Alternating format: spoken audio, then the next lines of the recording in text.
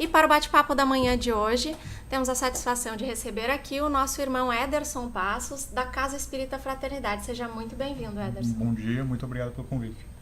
Obrigada, Ederson. Então, para iniciar esse tema, que embora tenha uma certa profundidade, é um tema bem pertinente com a época do ano em que nós estamos vivendo, Natal, Jesus e o Espiritismo. Como que nós poderíamos iniciar abordando a temática? Qual que seria o melhor segmento de início que tu acha que seja interessante trazer para todos nós?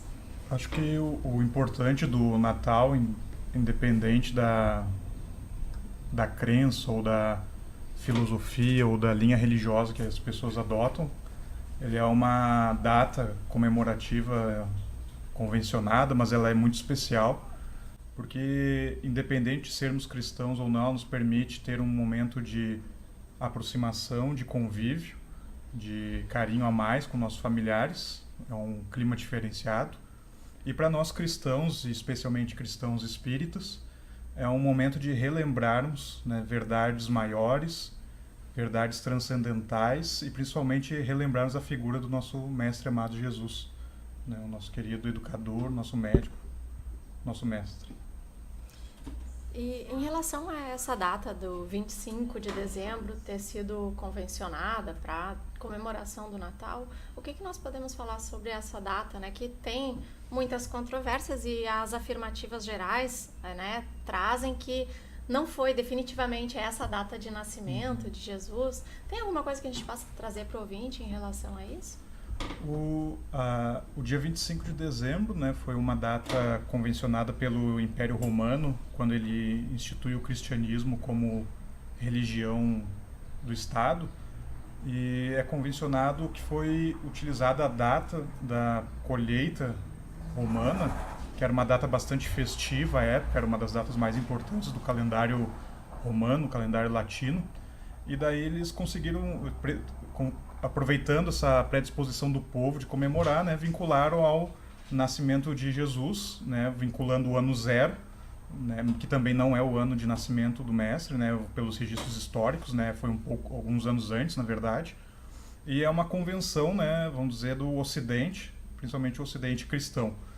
No caso transcendendo essa questão convencional, né, de um acordo coletivo, né, é uma data como qualquer outra, né, de que foi instituído, mas que o que ela traz em si é muito maior do que os seus detalhes, né, os seus padrões, né. Então, o importante é o que ela carrega em si de mensagem, de conteúdo, né, que vai além da forma. Desculpa te interromper, mas acredita que houve algum planejamento espiritual por trás disso, da data, né, simbólica? O que a gente pode falar sobre isso? A espiritualidade superior, né, ela sempre se serve da nossa boa vontade, vamos dizer assim, né, da nossa predisposição para fazer as coisas da melhor maneira possível.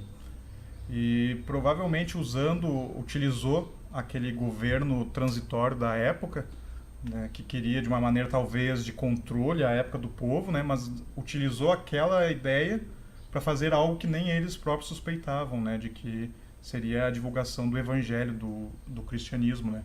Então é interessante até pelos muitos relatos espirituais, né, de que o mês de dezembro, né, independente, não só o dia 25, o dia 25 é mais forte ainda, mas o mês de dezembro, essa época de fim de ano, propicia uma maior abertura mental das pessoas, dos espíritos em geral, né? Porque muitas vezes, mesmo nós não comemorando o Natal, ou não sendo religiosos, ou não concordando com algumas filosofias religiosas, é natural que a gente relembre coisas da infância, né? Da nossa família em torno de uma mesa.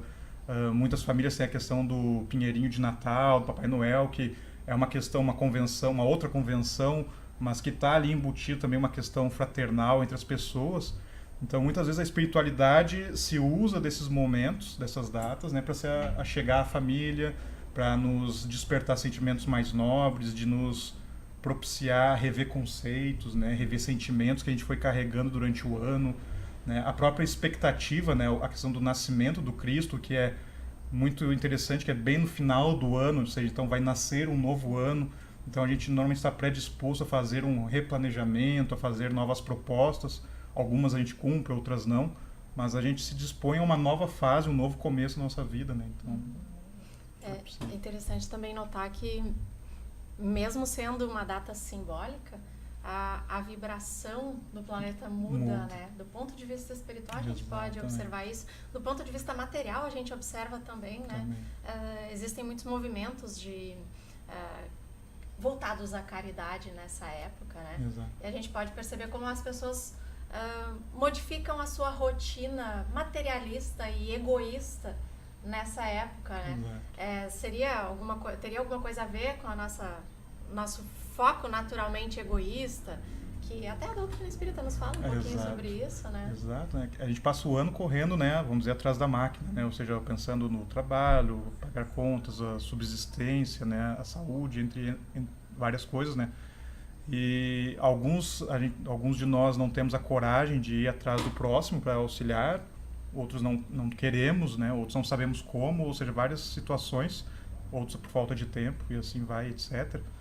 Mas em dezembro, né, no Natal, a gente meio que faz um estágio de altruísmo, né? Ou seja, a gente treina, né, para algo provavelmente será uma realidade constante no futuro nosso, de capacidade de pensar no outro, de ter mais empatia, de relevar, né, as limitações alheias, de dar uma oportunidade nova para as pessoas, né? Então, ou seja, a gente, como não é o nosso natural, mas pelo menos em dezembro a gente se dispõe a pelo menos tentar, né?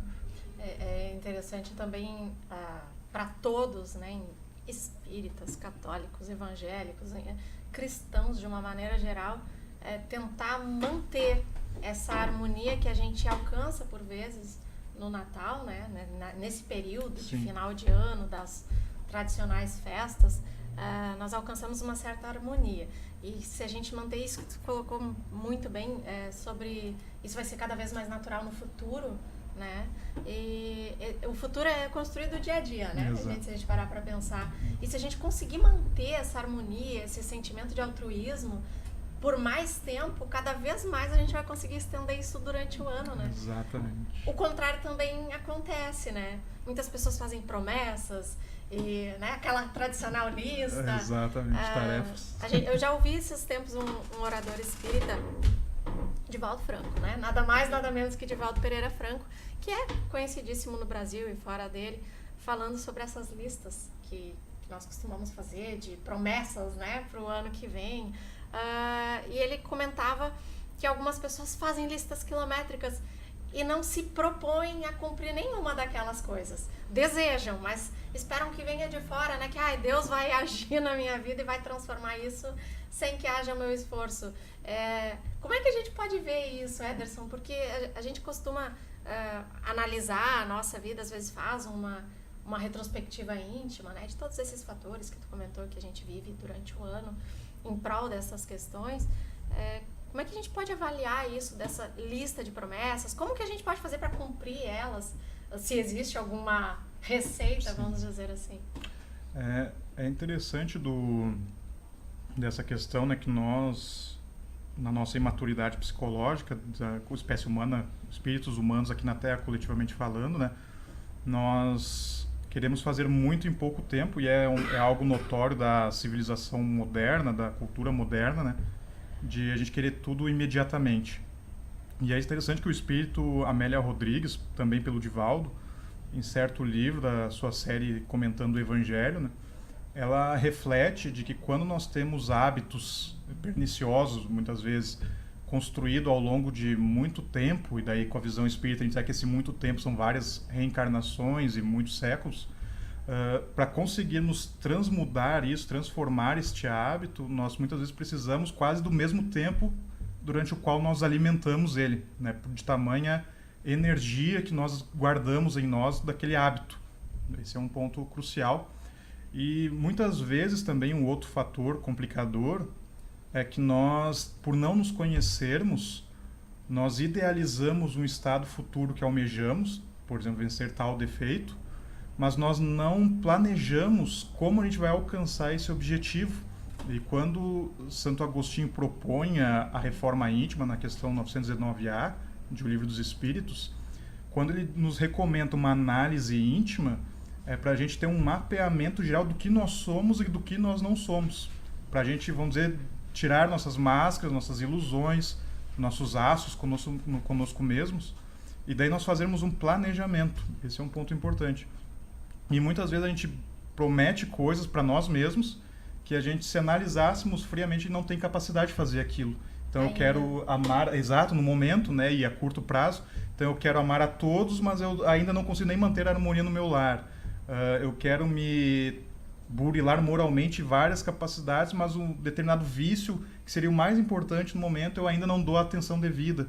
Então a gente vai esquecendo do passo a passo, que é a proposta do Evangelho, e Kardec comenta muito bem isso no Evangelho segundo o Espiritismo, né, de que o Evangelho ele é um manual de comportamento, né? Então Jesus ele não fazia atos, vamos dizer, na grande maioria do seu estágio aqui na Terra, ele não fazia atos simplesmente milagrosos ou estupefantes para a população ou deslumbrantes, né? Ele cuidava era dos pequenos detalhes, era conversando com Marta e Maria, era na casa de Simão Pedro, era erguendo determinada pessoa, ou seja, eram os pequenos atos, né? Esse é o ponto importante, que faz a diferença.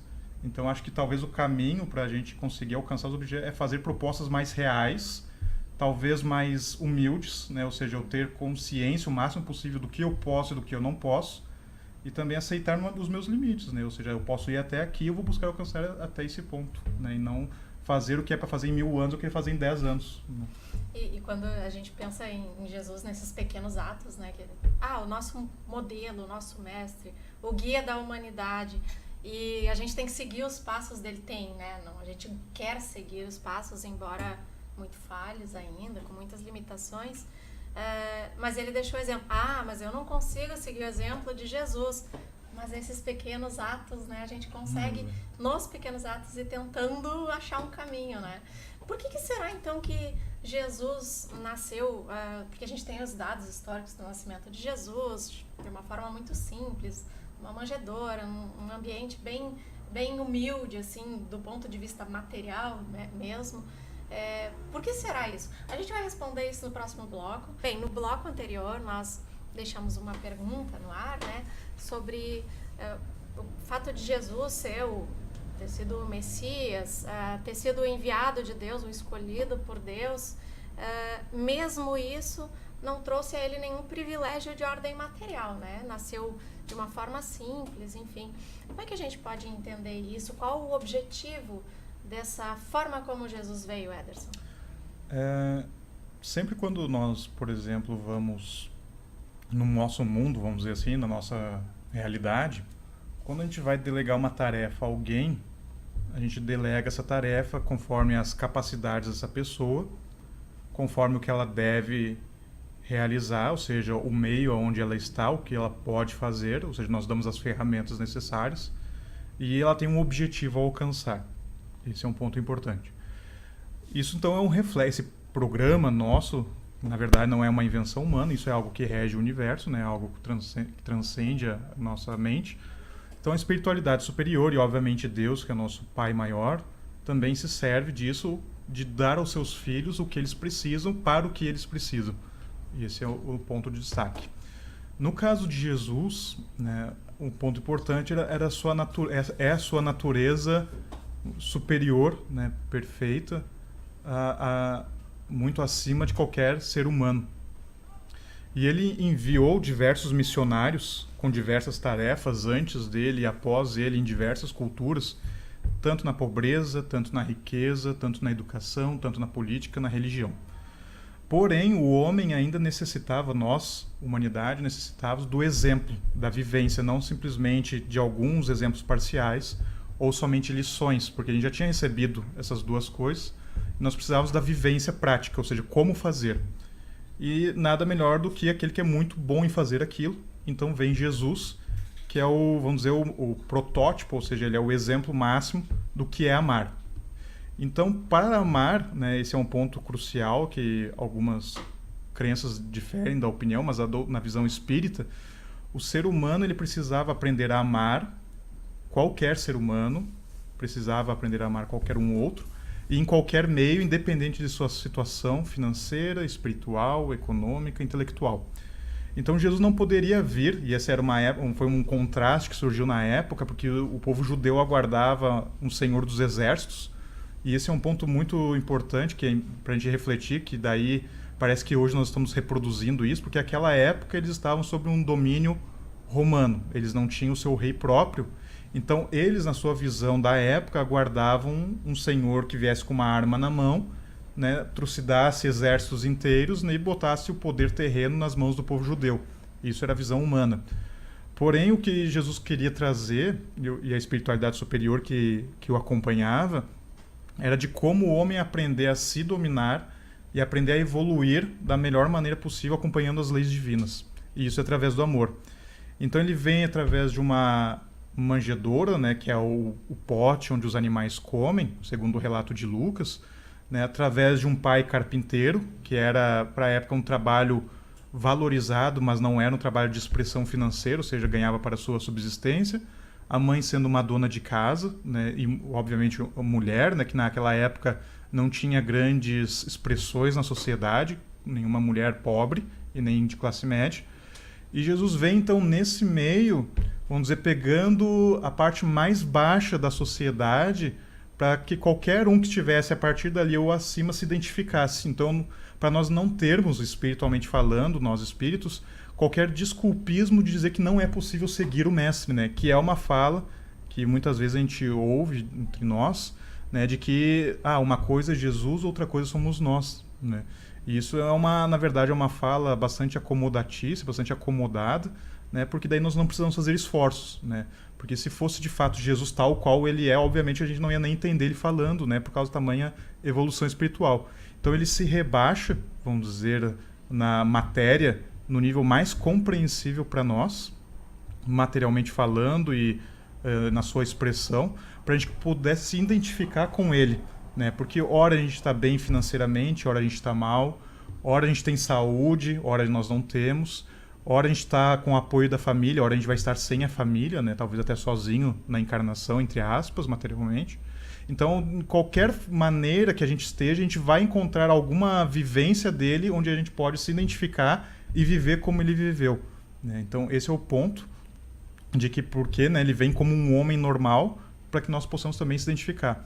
E o outro, né, é para também, obviamente, que é vamos dizer, o aspecto primário de que as riquezas espirituais não são consequências de facilidades materiais, né? E que muitas vezes a gente não consegue compreender isso, a gente acha que para ser feliz, de que para crescer espiritualmente a gente precisa ter tudo favorável, tudo acomodado conforme os nossos desejos, e que na verdade o espírito que mais evolui é aquele que mais aceita a vontade divina, né? Então, ou seja, Jesus vindo naquela situação é o exemplo do espírito que aceita vir como o Pai deseja, né? Ou seja, porque o Pai sabe mais do que nós. Se me permite pegar o gancho disso que tu trouxeste sobre o desculpismo, né? De não ter condições materiais de fazer as coisas que Jesus fazia, né? Que agora tudo que tu trouxeste, obviamente concordamos completamente, da simplicidade de Jesus, da falta de recursos materiais de Jesus, e ainda assim tudo que produziu e a quantos auxiliou, a quantos acalentou, a quantos consolou, e que por vezes a gente pensa que precisa ter, mas eu quero fazer a caridade, né? Independente de sermos espíritas ou não. Eu quero fazer a caridade, mas é um mau ganho para mim, né? E aquela pessoa que está no ponto do ônibus e que precisa falar e que quer conversar, já vem conversar de novo, já começa com esse assunto, que tempo estranho, né? E a pessoa já vai se afastando assim, nossa, já começou com esse assunto, vai me enrolar numa conversa e eu não vou conseguir sair, eu não quero conversar. A maioria de nós, hoje, nessa rotina social que a gente vive, nós não queremos contato com o outro. E isso é falta de caridade também, né? Exatamente. E a gente pode exercer dessa forma. Exato. A caridade. É curioso, tem um relato dos evangelistas, né, que certa vez um homem foi curado por Jesus e ele, na sua alegria de ser curado, né, e a questão da cura, da doença no evangelho é muito forte porque ela representa muito mais, melhor dizendo, do que um corpo doente, né? Na verdade, aqueles relatos representam almas doentes. Isso é um ponto importante. E Jesus curando aqueles corpos, no relato, na verdade, está curando almas, né? Isso é uma visão que a gente conseguiria, talvez, analisar um pouco melhor. Mas e é interessante que daí o homem, muito alegre por ser curado, ele pede para seguir Jesus. Ele queria se tornar um dos discípulos, um dos apóstolos, próximos do mestre. E, curiosamente, o mestre manda que ele retorne para sua família e vá viver com a sua família. E daí isso gera uma reflexão curiosa, né? Porque um dos símbolos que ali está, né, é de que muitas vezes quando nós somos tocados emocionalmente, nos nossos sentimentos mais elevados pelo mestre, ou seja, compramos a ideia superior de nos melhorarmos, ou de fazermos o bem, de sermos melhores, nós queremos, vamos dizer, se isolar do mundo e seguir o mestre, né? E a proposta que ele traz para aquele homem, né, que na verdade simboliza todos nós, é de que não, a gente estamos transformados, ou melhor, aceitamos a proposta, então a gente volte para o nosso círculo de pessoas, né? Então é a nossa família, é o nosso círculo de trabalho, o nosso círculo social, é a parada, né? Ou seja, como a gente falava anteriormente, né, são os detalhes, né, que muitas vezes a gente menospreza, a gente não valoriza, né? E a gente quer, por exemplo, não julgando ou condenando, mas simplesmente citando como um exemplo, né? Eu quero ir para outro país fazer o bem, né? E são pessoas que, obviamente, vêm com essa tarefa. Mas muitas vezes, né, a gente ainda traz aquilo inculcado em nós de se isolar da sociedade e achar de que o bem que eu posso fazer tem que ser visível, né? E muitas vezes é eu ajudar o pai e a mãe pobre, ou ajudar o familiar doente, ou aprender a ficar calado diante de uma briga, ou aprender quando alguém vem na parada falar conosco, né, como um exemplo citado, eu aprender simplesmente a ouvir a pessoa e olhar nos olhos da pessoa, e muitas vezes nossos olhos, na verdade, estão numa tela com touchscreen, né? Então a gente não consegue nem ouvir o que o outro está falando, né? Então, esses detalhes, na verdade, né, que significam que a gente está, de fato, seguindo Jesus ou vivendo com Jesus, né? Ou seja, através do próximo. Oportuníssimo um dos exemplos que tu trouxeste sobre fazer a caridade, o bem dentro do próprio lar, né?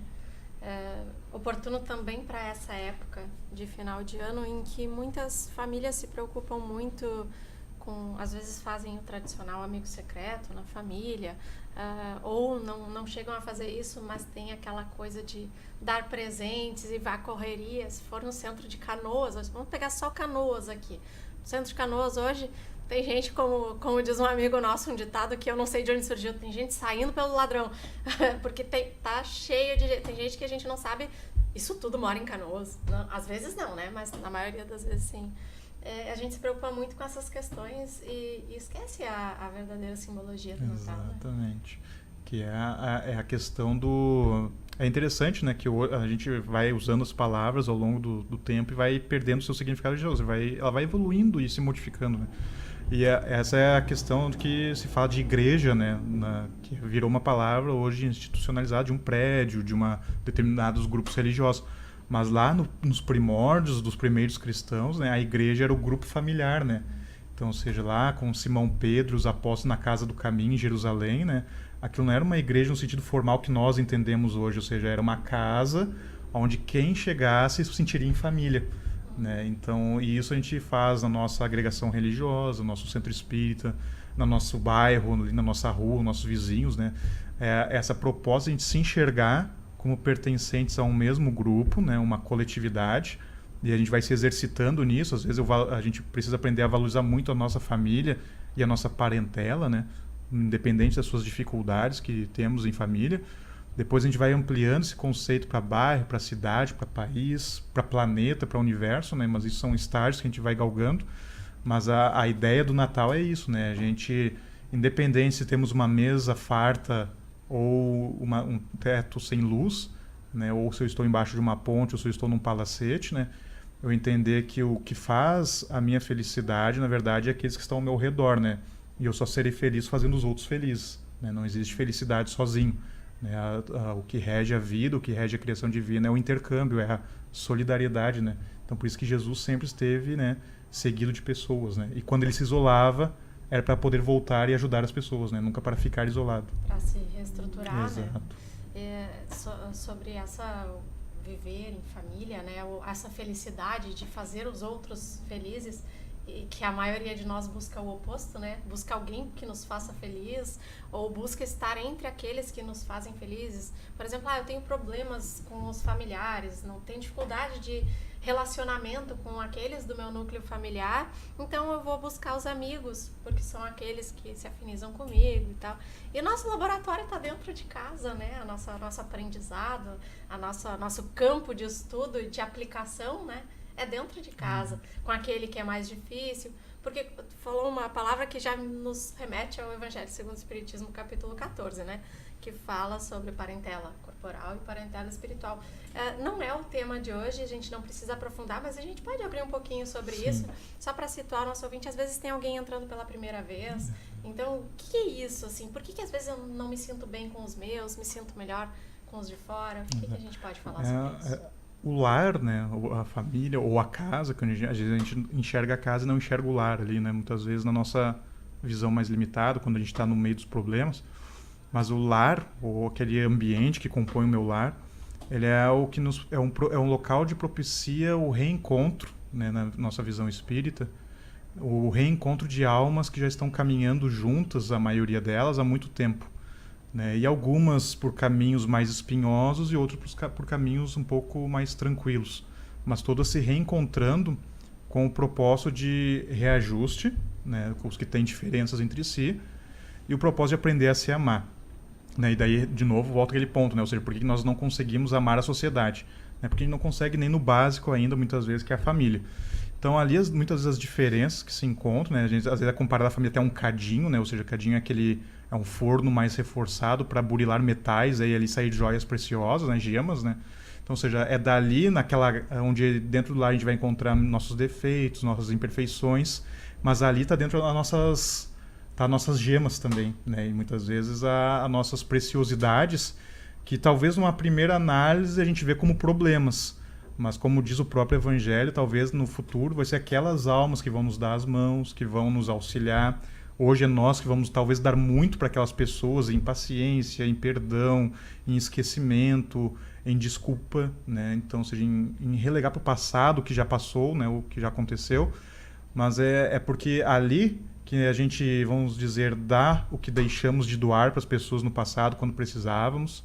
É ali que a gente, vamos dizer, representa, né, o Criador na criação, como dizem muitos espíritos, ou seja, é no lar onde muitas vezes aquele que tem um pouco mais auxilia o que tem menos. Né? Ali todas as virtudes que a gente quer em humanidade, na verdade, elas estão em germen dentro do lar. Né? E a gente tem ali dentro todo o ferramental, todos os ambientes necessários para a gente poder se desenvolver. Né? E muitas vezes, por a gente não ter essa compreensão ou não estar aberto a ela, né, a gente se foca muito nos problemas transitórios, né, ou que não teriam tanta importância assim, ou teriam uma importância relativa, e a gente esquece do objetivo, né, que seria a gente se reajustar, a gente ter uma nova oportunidade, a gente se reencontrar, se refazer, né, se melhorar. Então, o lar, na verdade, é uma escola, né, onde a gente se encontra para se educar coletivamente, né, e aprender a se amar, obviamente. É interessante também que o amor nos aproxima, né, por questão de afinidade, mas em contrapartida o ódio também pode nos aproximar, né? Sim. E é por isso que nós encontramos essas reuniões familiares, por vezes, daquele filho que odeia o pai. Vamos voltar ao ensinamento de Jesus, né? Eu não vim trazer a paz, mas a espada ou a divisão, porque vim colocar pai contra filho, nora contra sogra, enfim, e o homem terá por inimigos os de sua própria casa. Não é maldade de Jesus dizer que veio fazer isso, né? Mas vem nos esclarecer sobre a reencarnação, né? O reajuste de almas que erraram umas com as outras e vem em relações de parentela corporal para esse reajuste. Que belíssima lição, né, que o mestre nos dá. E é natural, porque no grupo familiar nós somos afinizados, né? Mesmo eu não gostando de determinada pessoa, caso isso ocorra, né? Ou seja, eu estou com ela. Isso quer dizer que tem algo maior do que eu posso compreender no momento, né? Ou seja, há uma afinidade entre nós. Né? Então, esse é um ponto importante. Somos similares, mesmo eu não aceitando isso. E quando nós, vamos dizer, né, a questão de citado de trazer a espada, né? Ou seja, quando eu compro a proposta de me reformar, ou seja, eu quero me educar, eu quero agir melhor, eu quero ser diferente a partir de hoje, por exemplo, é natural que vai dar um choque com aquele clima que eu estou acostumado, né? Então logo vai dar cisão, o familiar não vai aceitar determinados comportamentos, eu vou ter que aprender a ceder, de respeitar o tempo do outro, né? Então ele vai dar briga no lar, provavelmente, né? Mas aquele que sabe mais, né? Ou que está mais possibilidade tem que ceder. E nós sempre nos protegemos, né? Mesmo que não gostemos um do outro, mexeu com o meu irmão, buscas com ele, mexeu com o meu irmão, mexe com o meu irmão, mexe com você. Exatamente. A gente tem essa questão social. Exatamente. Já que nós estamos falando sobre honrar pai e mãe, né? E fizemos referência ao capítulo 14 do Evangelho segundo o Espiritismo, que leva esse título, Jesus cresceu as orientações de José e de Maria. José, inclusive, ensinou o ofício de marceneiro para ele. Jesus, podemos dizer que ele foi alguém que honrou pai e mãe? Vamos responder isso no próximo bloco. Lembrando, nós deixamos aberta a pergunta no último bloco sobre a infância de Jesus, a base que ele teve dos pais, e deixamos, né, Jesus, mesmo com todas as possíveis controvérsias que tem em torno disso, honrou pai e mãe, como o próprio ensinamento. Sim. É bem interessante, e aí o ganho espírita que nós temos através de Kardec é muito interessante, né? Porque ele era, vamos dizer, muito mentalmente, a gente analisando as obras básicas e a revista espírita, a gente vai vendo que ele tinha sempre essa vontade, esse desejo, esse objetivo de que nós, lendo as suas obras, suas publicações, a gente tivesse um roteiro, porque ele era um professor, né, na última encarnação, e logo era natural que tivesse uma didática. E no tocante ao honrar pai e mãe, né, se a gente se debruçar sobre o Evangelho segundo o Espiritismo, é curioso que esse capítulo, que é o 14, né, ele se encontra entre dois capítulos chaves, né, e ele vai dizer, Kardec, na introdução, né, que um capítulo ele é consequência do anterior, ele buscou fazer um capítulo vinculado, linkado ao outro, né. E o capítulo anterior ao 14, o 13, é o não saiba a vossa mão esquerda o que dá a vossa mão direita. Ou seja, fala da beneficência, da caridade sem o orgulho, né? Ou seja, ajudar sem querer mostrar que ajudou. E o capítulo seguinte, que é o 15, né, é fora da caridade não há salvação. E no meio desses dois capítulos está o honrar pai e mãe, né? E aí provavelmente, né, a gente poderia analisar, né, de que Kardec coloca, entre outros fatores, esse capítulo como exemplo, né? Então, ou seja, eu preciso aprender a fazer a beneficência e a amar por amor, né? E não para eu me mostrar, e nem para me mostrar para mim mesmo, para eu mesmo. E também que fora da caridade não há salvação, ou seja, que o auxílio mútuo é uma lei da vida.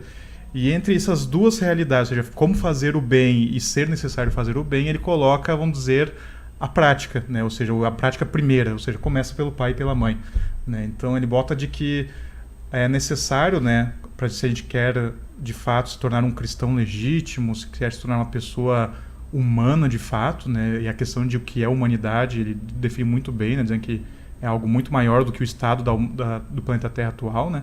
Eu preciso começar pelo amando o meu pai e a minha mãe, né? E ele bota isso como honrar, né? Que ele diz que vai muito mais do que a simples educação para com os pais, né? E que já é o que falta hoje, até se a gente analisar o nosso trato normalmente com nossos pais, né? Às vezes a gente usa palavras que talvez a gente não usa nem com amigos, né? Ou seja, a gente fala com os pais de uma maneira totalmente desagradável ou inadequada para aqueles que nos geraram, que nos educaram, que nos criaram, né? Então ele diz que vai além da educação, ou seja, a educação é o básico, né? Ou seja, o básico é o tratar bem meu pai e minha mãe. O básico é muitas vezes os antigos têm muito esse hábito de chamar de senhor e senhora, né? Até no passado se pediam a bênção, né, para o pai e para a mãe, né? Ou seja, era aquela veneração, né, aquele respeito pelo pai e mãe. Alguns era por medo, mas no fundo é a quintessência é o respeito, né, pelos pais. E o honrar, né, que Kardec nos traz, né, vai além disso, porque isso é o básico, né? Ou seja, a gente precisa do plus, que seria, né, ajudar os pais nas dificuldades, relevar as limitações dos pais. E muitas vezes, né, a gente é muito juiz de nossos pais, a gente condena eles pela nossa educação, pelo que eles fizeram, pelo que não fizeram, por como nos tratar como se nós fôssemos criaturas perfeitas, né, que não vamos fazer isso com nós, que não vamos errar, né? E a gente é muito crítico nesse aspecto, né? E Kardec propõe, né, de que o honrar pai e mãe é o amor máximo a qualquer espírito, a qualquer pessoa, então que deve começar pelas mais próximas, né? Ou seja, no mínimo por gratidão.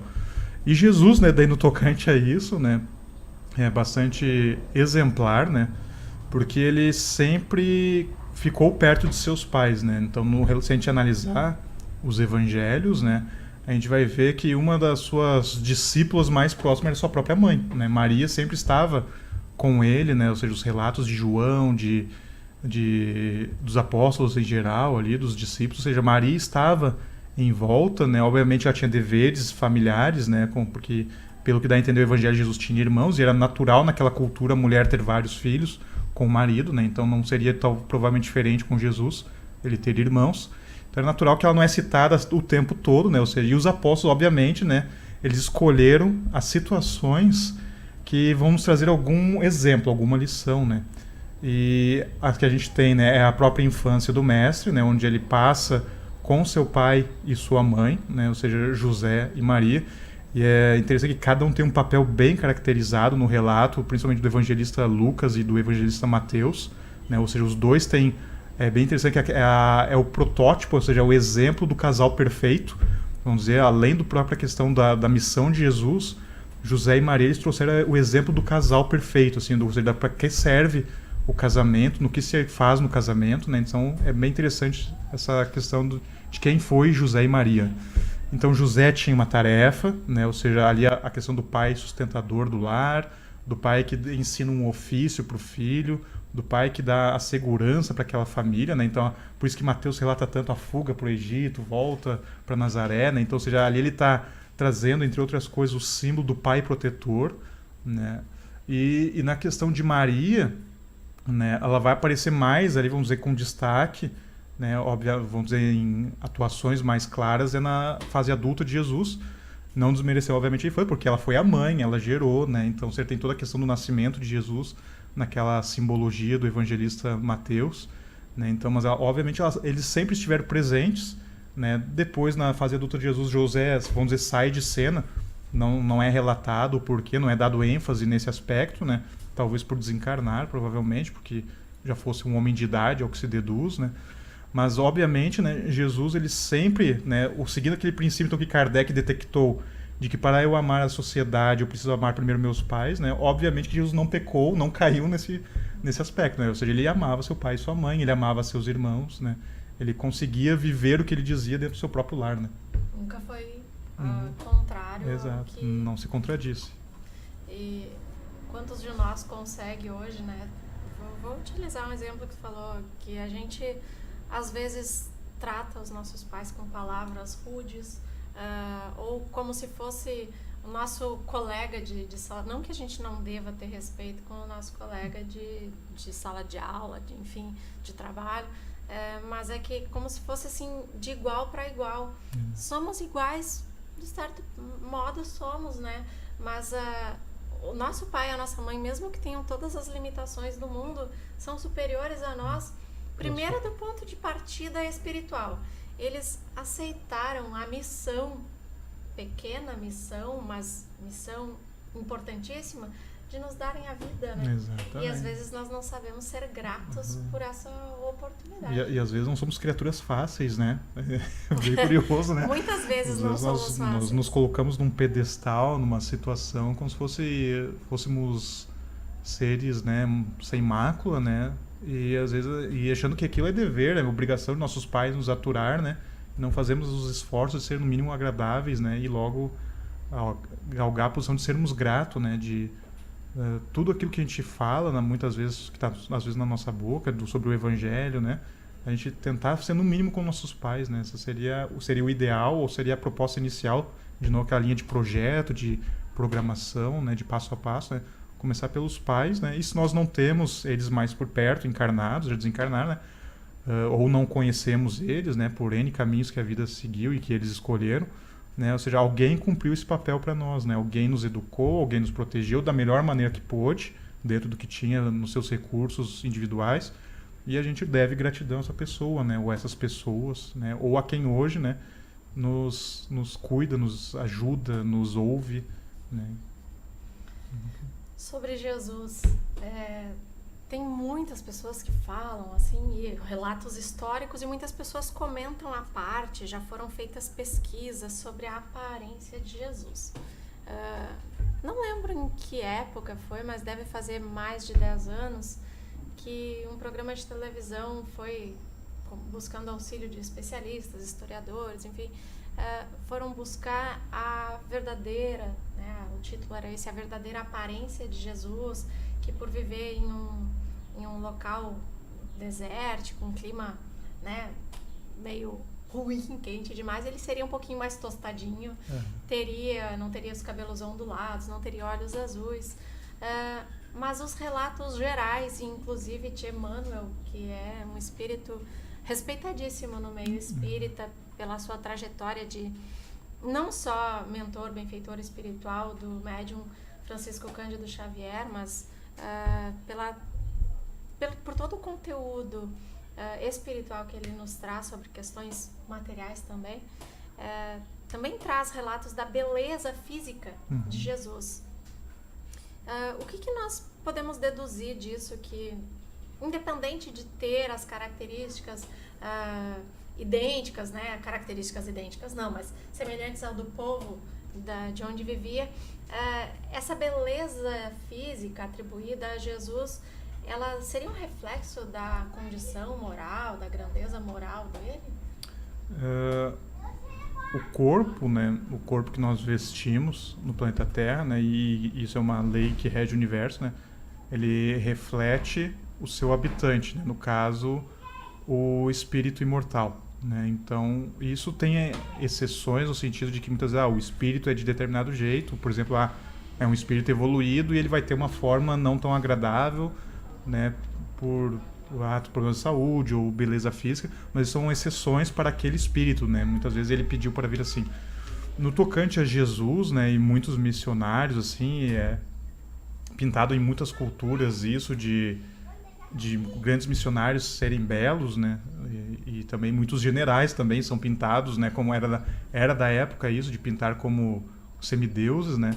Mas no tocante a Jesus, né, tirando toda essa questão cultura europeia ou questão genética, semítica, né, do povo judeu, né, que obviamente a gente tem que lembrar que ele respeitou, né, a organização física do planeta Terra, então logo ele não quebrou as leis genéticas, mas que obviamente pela sua envergadura espiritual, né, ele conseguiu, vamos dizer, expressar-se naquele corpo de uma maneira muito impecável, né, muito melhor do que nós normalmente fazemos, né, gerando doenças ou problemas variados, né. Então, naturalmente, o corpo refletia a sua beleza, né? Então, é por isso que muitas vezes os espíritos relatam do olhar de Jesus, que era algo penetrante pelos relatos, né? Ou seja, que ele desnudava as almas só de olhá-las. A voz de Jesus era diferente, né? A roupa de Jesus é relatada, né? Da mulher hemorroísta, ou seja, até o seu manto tinha uma energia, porque é natural, né? O espírito gerar em torno de si aquela aura, aquele campo energético peculiar à sua individualidade. Né, então, de Jesus. E no tocante a ele, né, ou seja, provavelmente, né, e seguindo, óbvio, o relato de Emmanuel, né, a sua beleza era característica, né, o seu cabelo era a nazarena, né, que dá a entender hoje, a Nizam que era caído aos ombros, né, também a barba nazarena, que é aquela no queixo dividida ao meio, né, um pouco maior. Né? Então, mas era um homem considerado muito belo, né? Até é interessante um relato do espírito Humberto de Campos, não me recordo em qual livro, que ele relata que antes de Jesus começar a sua tarefa pública, né, ele andava pelas cidades e ele passou na frente de uma prostituta muito conhecida à época e a moça se apaixona por ele. Né, e daí ela convida-o para viver com ela, ela se deslumbra com a beleza daquele homem, né, que na época era um jovem, segundo o relato de Humberto de Campos, né, e no fim da história, né, ele acaba obviamente não convivendo com ela e não aceita, né, a proposta dela, carinhosamente ele se esquiva. No fim do seu mecenato ele vai reencontrá-la, né, e ela muito doente já, e é um relato muito belo de Humberto de Campos. Mas é interessante, né? Ou seja, que ali é mais uma confirmação, ou seja, de que era um homem muito belo, né? Era um homem com dotes, vamos dizer, físicos, né? Mas não simplesmente pelo seu corpo, mas sim pelo seu espírito, né? Que contaminava, né? Impregnava todo o ambiente em volta, né? Então, é uma alma diferenciada. A legítima beleza que vem de dentro. Do interior, exatamente. Nós temos muitos relatos, inclusive nos evangelhos. Todos os 4 evangelistas trazem situações em que pessoas da mais alta classe social e que não baixavam a cabeça para ninguém, vamos usar essa expressão, se calavam diante de Jesus. Isso seria por que motivo? Assim, seria reflexo dessa grandeza moral, algo assim? É interessante, né, que Kardec, por exemplo, quando ele vai analisar no livro dos médiuns o intercâmbio mediúnico, ele fala muito do diálogo com os espíritos, né, e ele vai falar que o médium e é aquele que vai travar contato com o espírito, né, que vai dialogar, vai conversar com o espírito, né, para ele poder, vamos dizer, auxiliar e cumprir a sua tarefa, ele precisa ter ascendente moral, né, ou seja, ele precisa buscar sempre viver aquilo que ele fala, porque daí as suas energias serão mais verdadeiras, ou seja, a energia que vai emanar vai ser correspondente ao que ele está falando, né? Então não vai ser um hipócrita. E é interessante também que no livro dos Espíritos, né, os Espíritos dizem a Kardec de que Deus não se serve da boca do hipócrita, né? Ou seja, e isso é algo natural, porque não adianta eu falar e a minha realidade íntima, que é escancarada para o universo, ser outra, né? Ou seja, eu não engano a ninguém, na verdade. Esse é um ponto importante. Então, no caso de Jesus, né, ou seja, aquela energia dele, né, era de fazer dobrar joelhos, né, e os mais recalcitrantes, no mínimo, ficavam calados, né, porque ficavam deslumbrados, né, com algo naquele homem, pelos relatos, né, tocava as pessoas e deixava elas, no mínimo, curiosas, né, havia algo nele diferente, né, que é a sua transcendentalidade, a diferença desse espírito, né, que é muito forte. E a gente nota isso até nas pessoas, muitas vezes, né, a gente tem determinados conhecidos ou ouviu falar, né, de pessoas que se diferenciam na vivência moral, né, e só de a gente estar perto delas a gente já se emociona muitas vezes, ou só de ouvir um relato de uma vivência delas, aquilo já nos toca, né. Então, um encontro com Jesus, ninguém era mais o mesmo. Podia até não se melhorar naquele momento, mas não ia mais ser o mesmo. Vamos falar um pouquinho mais sobre esses encontros com Jesus e deixar uma pergunta para o nosso ouvinte, né? Para a gente ir refletindo, vamos respondê-la a seguir. Mas o que teve mais peso? As curas realizadas por Jesus ou as suas pregações? No próximo bloco a gente traz essas informações. Lembra? Bem, deixamos uma pergunta no último bloco. O que teve mais peso? O que foi mais impactante para a humanidade? Mais importante para seguir a doutrina do Cristo, né? Por tantos séculos aí, por 2 milênios, né? Nos dias atuais, e ainda assim a gente com bastante dificuldade de seguir mesmo. Foram as curas que Jesus realizou ou foram as pregações que ele fez? É interessante que nós, seres humanos, no nosso passado e muito no nosso presente, né, a gente precisa muito do que brilha aos olhos, né, os fogos de artifícios da vida. Então é natural, ou seja, por uma própria questão atual evolutiva, né, que decorre da nossa estado evolutivo da animalidade, que vamos dizer está aqui atrás ainda, né, ou seja, é algo muito próximo ainda.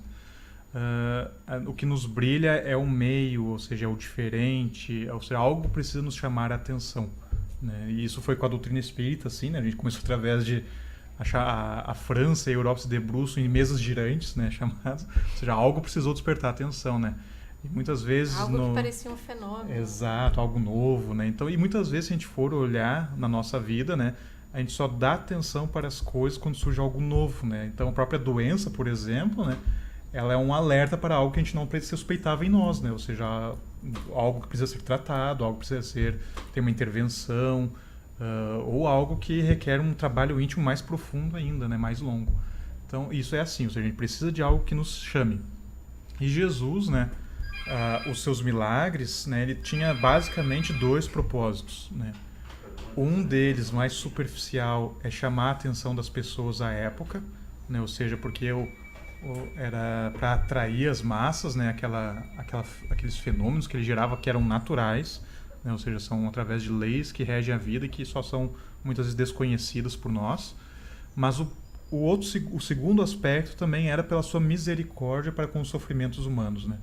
Muitas pessoas chegavam a Jesus, né, E é interessante que hoje, na sociologia, na psicologia, a gente sabe que quando a gente vai ajudar alguém, a gente precisa ajudar as suas necessidades básicas, ou seja, o mais importante. Então, por exemplo, quando a gente vai auxiliar muitas vezes um morador de rua, né, o que ele precisa? Banho e alimento. Né? Depois a gente vai para o auxílio psicológico, financeiro, né? Ou seja, a gente vai primeiro começando pela as bases, ou seja, as estruturas mais externas, e depois vai indo para o interior. E muitas daquelas pessoas que se aproximavam de Jesus, elas precisavam desse auxílio físico, né? Ou seja, curar o filho doente, Pedro querendo curar sua sogra, né? Restituir a visão a um cego, devolver o movimento das pernas a um paralítico, né? Muitas pessoas precisavam disso e gerava um fenômeno, gerava um benefício geral, que era de que muitas pessoas se convenciam observando aqueles fenômenos. Então, não é raro, né, aparecer nos evangelhos, que aquela obra do mestre servia para mostrar o poder divino, né? Ele falava, muitas vezes os apóstolos perguntavam, né, sobre essas questões, por que Jesus curava, né, como é que conseguia, era uma curiosidade da época. E isso conseguiu convencer muitas pessoas no momento, né? A Amélia Rodrigues analisa isso, através do Divaldo Pereira Franco, de que a maioria dos curados pelo mestre não o seguiram, né? E tem até um relato, né, dos 10 leprosos curados, onde só um volta, né? Ali é um símbolo. Samaritano, hein? Exatamente, samaritano ainda, né? Que já era algo mais complicado ainda. Então, ou seja, ali está relatando, né, um fato de que só 10%, né, dos que foram curados seguiram o mestre, né? Então, retrata um perfil humano, né, de ingratidão e de momento, ou seja, a gente é muito fluido, a gente é muito daquela situação ocorreu e depois a gente esquece. Então, ou seja, resolvi meus problemas, né, eu volto aos hábitos antigos, né? É o que a Amélia Rodrigues traz, de que aqueles espíritos, após serem curados, muitos deles voltavam aos mesmos comportamentos, né? Voltavam a apresentar as mesmas enfermidades pelo mesmo motivo, exatamente, né? Por não manterem. Exato. E isso, né, ao longo dos séculos, foi um dos fatores que gerou cisões na igreja, né? Então muitos discutiam, será que o corpo de Jesus era verdadeiro? Será que seu nascimento foi miraculoso? Será que seus milagres, né, como é conhecido, vamos dizer, majoritariamente na sociedade, eram verdadeiros? E há muito debate nisso, e isso gerou as cisões, né? E que foi o que Kardec não deu tanta atenção, né? Ele falou que esse é o ponto de disputa, né? O que agrega, o que convencia as pessoas eram os seus discursos, né? As suas falas, né? Os seus silêncios, né? Isso também o Emmanuel e a Joana de Ângeles trazem, né? De que a gente, obviamente, deve valorizar muito o que Jesus falou, mas também deve prestar atenção quando ele calou, né? Porque ali também tinha muitas lições que também impactavam ele ter ficado em silêncio.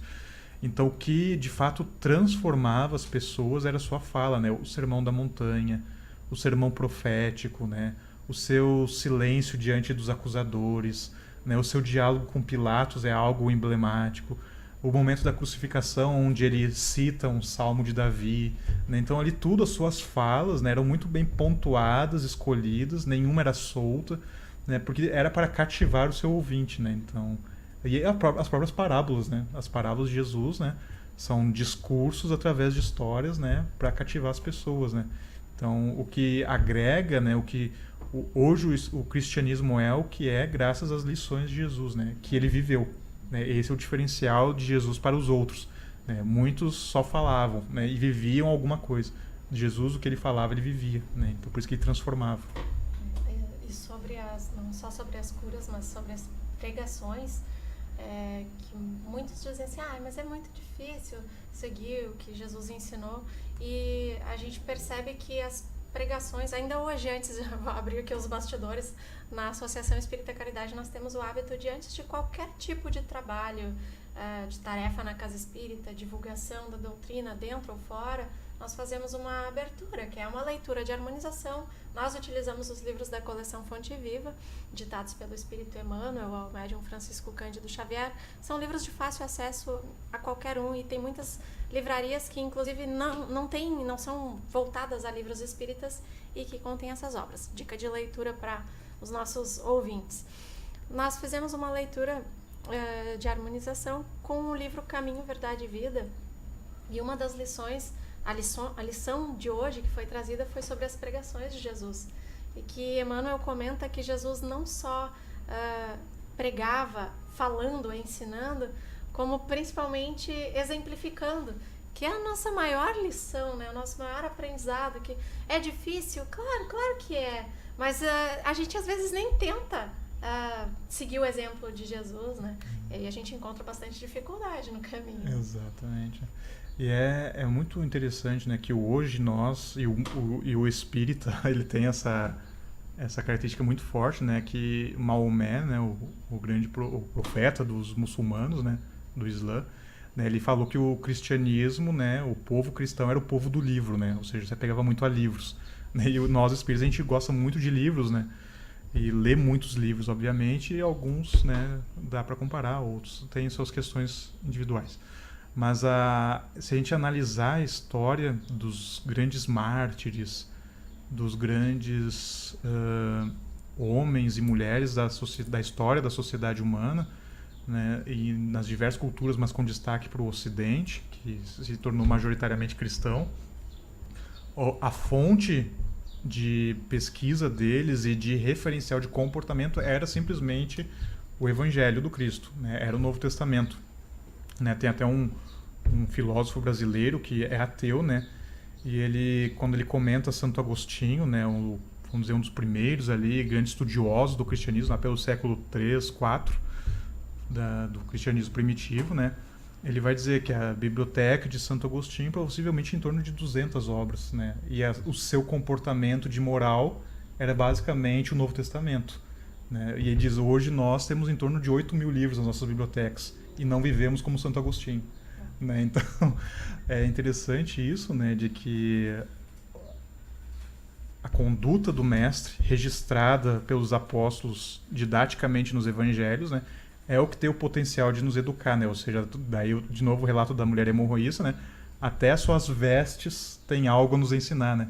Tem um comentarista evangélico protestante americano da Bíblia, que ele diz, no caso, por exemplo, até de João Batista, né, que foi o grande precursor do mestre, né, que, por exemplo, João Batista andava, né, vestido com os panos dele, na verdade, eram de sacos, né, era uma roupa muito pobre da época, né, comendo mel, né, e gafanhotos no deserto, né, e ele vai dizer, né, até as roupas de João Batista tinham algo a ensinar, né, que no caso era a disciplina, né. Então, no caso de Jesus, isso é muito maior, né? Ou seja, tudo no mestre, né, tem algum significado pelo fato até de ser um espírito superior, né? E nós, inferiores, a gente não tem dificuldade de compreender ou de viver isso, né? Nós somos habituados a falar muito, a fazer muito, a pensar muito, a se perder de divagações sem profundidade e sem objetivos. Mas no caso dos espíritos superiores, todo comportamento, toda ação, fala, pensamento tem uma finalidade nobre. Né, eles não agem, eles não desperdiçam energia. Né? Então, ou seja, se a gente conseguir se debruçar no Evangelho, tendo a ideia de que cada palavra, cada frase, cada relato sobre Jesus tem algo a nos ensinar, né? A gente se engrandece. Jesus, inclusive, por todo o seu exemplo, por todos os ensinamentos deixados, para muitos tornou-se um mito, né? Algo inalcançável, né? Por que existe essa resistência tão grande de seguirmos os passos de Jesus? Por que a gente criou isso? E existe? Será que um dia a gente vai conseguir tentar, pelo menos, começar essa caminhada? Pensamos, né, de que isso é um reflexo do medo também. Né? A gente tem medo do diferente e muitas vezes a Joana traz isso, né? Ou seja, muitas vezes a evolução ela é dificultosa porque a gente tem medo de se desafiar, medo de tentar um novo comportamento. Então a gente se prende, né, no que a gente conhece, ou seja, os comportamentos antigos.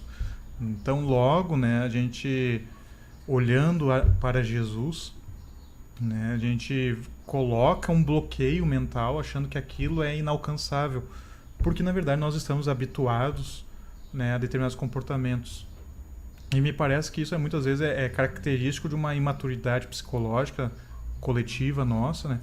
E muitas vezes a gente observa isso nas crianças e nos jovens, na sala de aula, de que muitas vezes quando nós colocamos um desafio que é razoável, ou seja, é possível para eles conseguirem concretizar, alcançar, né? A fala que eles adotam é de nem enfrentar e dizer, não, mas nós não fizemos faculdade, por exemplo, para resolver, por exemplo, determinado problema, determinada questão, por exemplo, de português, de física, de química, matemática. Então, ou seja, isso é um reflexo de que eu não me desafio, eu não quero tentar. E eu acho que, na verdade, isso é mais profundo, né? Porque se eu não me desafio a seguir Jesus, né, é fácil, eu posso dizer, não, eu sou assim mesmo, a evolução é difícil, eu tenho séculos à frente, né? E não é só com Jesus, porque quando a gente vai falar, por exemplo, de Francisco Cândido Xavier, a gente vai dizer, não, mas ele era Chico Xavier. Se a gente vai falar do Divaldo, a gente vai dizer, mas ele é Divaldo. Se a gente vai falar do nosso vizinho, que vive um pouco mais do Evangelho, a gente vai dizer, não, mas ele é o vizinho. Ou seja, a gente sempre vai ter alguma fala, né, natural. De que o outro é especial. De que o outro é especial, né, e não igual. Bem privilegiado por Deus. Exatamente, né? Então, eu creio, penso, que é uma fala, na verdade, de segurança, eu me protejo, né? Fico numa posição de conforto. Logo, eu não me desafio a errar, né? Porque a gente só vai evoluir errando, obviamente, né? Ou seja, eu vou precisar refazer, tentar de novo, quebrar a cara, né? Me arrepender, né? Então, esse é o ponto importante, né? E o Evangelho está rico, né? De homens e mulheres que seguiram Jesus, né? Tendo um passado bem complicado atrás, né? Maria Madalena, Judas, né, com a traição, Simão Pedro com negação, Paulo de Tarso, antigo perseguidor cristão, né? Ou seja, todos, vamos dizer, a massa dos seguidores de Jesus tinham coisas a corrigir, algo a resgatar, não eram espíritos superiores na Terra, ou seja, eram homens e mulheres comuns, né, pais e mães de família, muitas vezes, outros solteiros, outros, né, sem os familiares já, mas que optaram, fizeram a escolha decisiva de seguir Jesus, né? Não ficaram na posição dos outros, né, de que conheceram Jesus, mas continuaram no mesmo comportamento, né? Ederson, como é que o Espiritismo entende esse período que a gente está vivendo agora de Natal? O espírita comemora Natal? Existe alguma proibição por parte do Espiritismo? Alguma condenação? Como é que a gente vê isso? Como é que a gente deve comemorar essa época? E devemos, né? Enfim. A doutrina, né, ela se caracteriza entre várias coisas. Uma delas é não ter ritos, né, não tem formalidades, não tem nenhum padrão comportamental, né.